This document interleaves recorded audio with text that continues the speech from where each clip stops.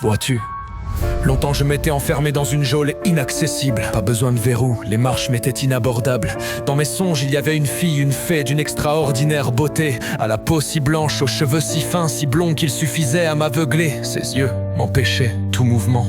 Un jour, cette fée m'a prise par la main.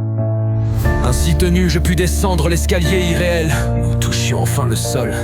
Et cette fille se transformait en licorne, aussi blanche et belle que l'on put imaginer les légendes. Je pris place sur son dos et elle me ramena au pays des hommes. Mais la si blanche et si belle licorne au pelage immaculé avait disparu. Et toi, tu étais là dans mon rêve, un étrange dilemme. Avais-je promis de ne plus voir? Avais-je promis, comme dans les contes, de ne pas suivre mon rêve? Transgressais-je cet interdit? Et ai-je assisté à ta mutation? Serais-je condamné à toujours t'approcher sans jamais plus t'apercevoir?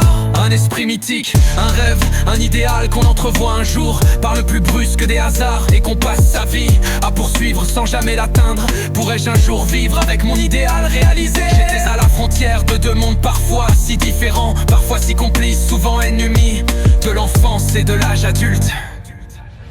Je devais alors penser comme une grande personne, reléguant l'amour naissant dans l'innocence de l'enfance, refusant l'amour naissant par le mensonge des adultes. N'étions-nous pas en âge d'aimer? Je le sentais pourtant, mais refusais de le comprendre. Je découvrais alors ce sentiment surpris au plus profond de moi.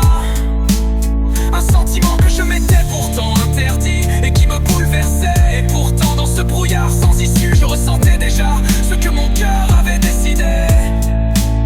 Je n'avais plus rien à redouter, puisque je t'aimais déjà. J'avais échoué, mais de toute façon, il ne me servait à rien de lutter.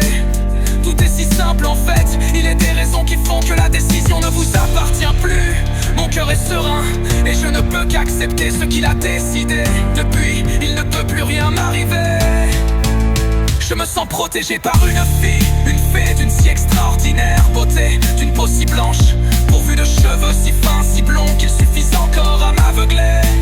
Souvent cette fée vient se pencher sur mon lit. Seul l'esprit peut se permettre l'étreinte que la distance interdit. Mais je sais à présent que nos deux esprits se sont trouvés. Même si tu n'es pas auprès de moi, même si je ne peux te parler, il suffit que je ferme les yeux.